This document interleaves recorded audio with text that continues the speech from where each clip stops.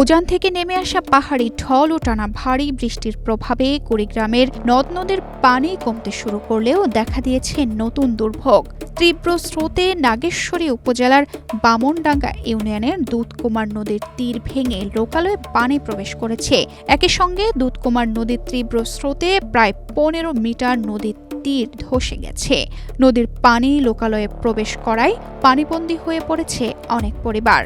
অন্যদিকে বিকল্প সড়ক ভেঙে যাওয়ায় ঝুঁকি নিয়ে চলাচল করছে স্থানীয়রা।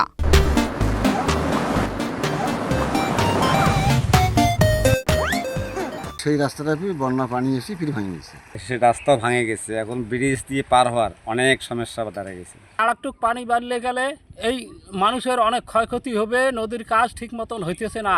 স্থানীয়দের অভিযোগ, তেলেনিপাড় এলাকায় প্রায় ৩০০ মিটার নদীপথে স্থানীয় প্রতিরক্ষা বাঁধ নির্মাণের উদ্যোগ থাকলেও জমি অধিগ্রহণ জটিলতায় কাজ শুরু হয়নি। ফলে প্রতি বছরই একই স্থানে নদী ভাঙন ও প্লাবনের শিকার হচ্ছেন তারা। চলতি বছরও এর ব্যতিক্রম হয়নি।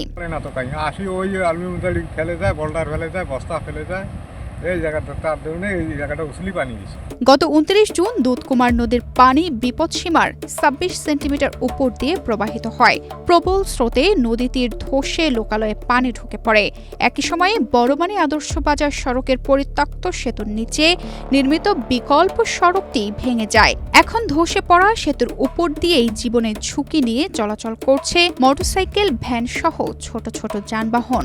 যে কোনো সময় ঘটতে পারে বড় ধরনের দুর্ঘটনা। সমস্যা, অনেক ধরনের সমস্যা। নিচের রাস্তা ছিল, ওটা তো নষ্ট হয়ে গেছে বন্যার কারণে। এখন তো ব্রিজ পুরোটা হলো ভাঙা। আবার অনেকের বাড়িতে এখনো পানি থাকায় স্বাভাবিক জীবনযাত্রা ব্যাহত হচ্ছে। রান্নাবান্না, যাতায়াত সহ নিত্যদিনের কাজে চরম দুর্ভোগ পোহাতে হচ্ছে বাসিন্দাদের। পানি উন্নয়ন বোর্ড জানিয়েছে, কুড়িগ্রামের নদ নদীর পানি কমতে শুরু করলেও বিভিন্ন স্থানে নতুন করে ভাঙন দেখা দিয়েছে। ইতিমধ্যে জেলার ২৩টি ভাঙন প্রবল পয়েন্ট চিহ্নিত করা হয়েছে। জনগুরুত্বপূর্ণ স্থানগুলোতে জরুরি ভিত্তিতে ভাঙন প্রতিরোধে কাজ চলছে বলে জানিয়েছে সংস্থাটি। স্থাপনা বিবেচনায়, ঘনবসতি এসব বিবেচনা নিয়ে আমরা জিওব্যাগ দ্বারা জরুরি কাজ বাস্তবায়ন করছি।